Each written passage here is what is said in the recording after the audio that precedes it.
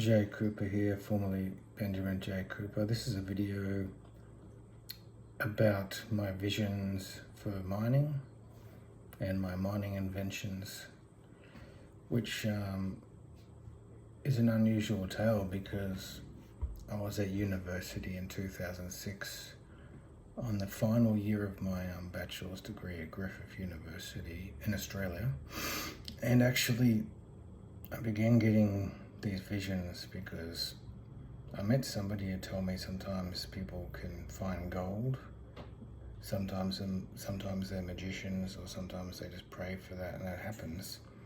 So I made some kind of prayer and I went to sleep and I forgot about that. But like years later in 2006, I began getting all these weird visions about a place in Zimbabwe. I didn't know where it was.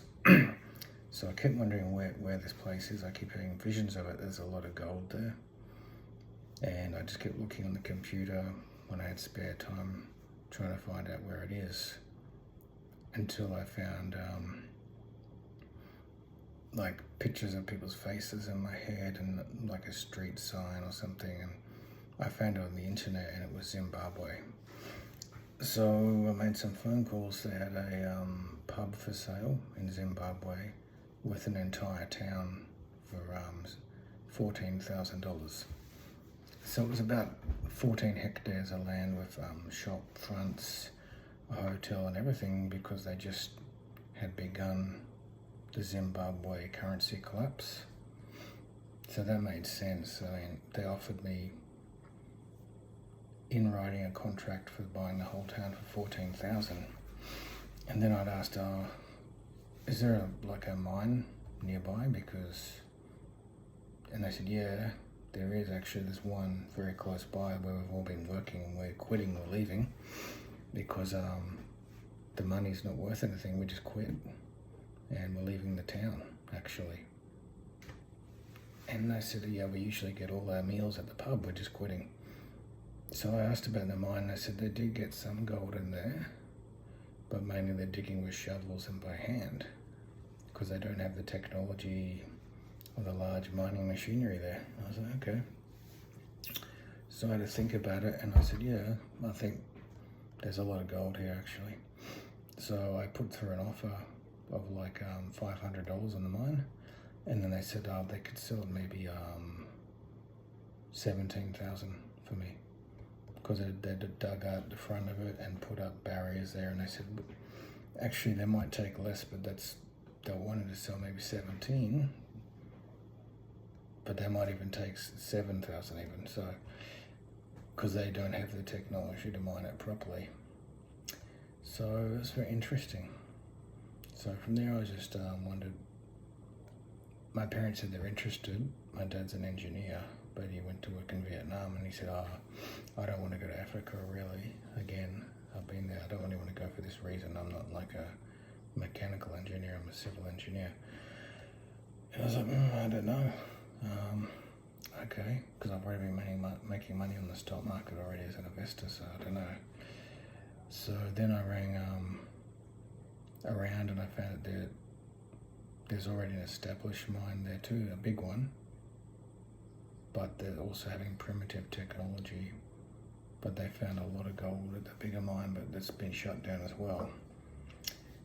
And there's another area near there that I haven't mined yet. So then I said, maybe I should get a business partner because I'm gonna need a lot of money for this. So I rang and emailed some people in South Africa who used to do mining, and one of them used to be involved in politics in South Africa. And I got in touch with him and he said, yeah, he'll do it because he has a couple of $1 million American dollars. And I was like, yeah, sure, I'll do it. So he said he's going to move to Zimbabwe as my business partner, but we'll need to get like a loan. He said, yeah, I can do it, I know what to do, but you'll need to get a loan. And I was like, okay, I'm not really sure what to do. So I rang Lloyd's of London because I knew somebody there in London who gives out like very large loans for mining and business companies and things. So he said, yeah, he'll do it too. He said, I'll do it. if you can provide the paperwork, and if the other person's got experience, I'll do it. I'll take the loan for you, like up to $400,000 or $800,000. But you have to pay it back and stuff. But it's, yeah, I can give the loan.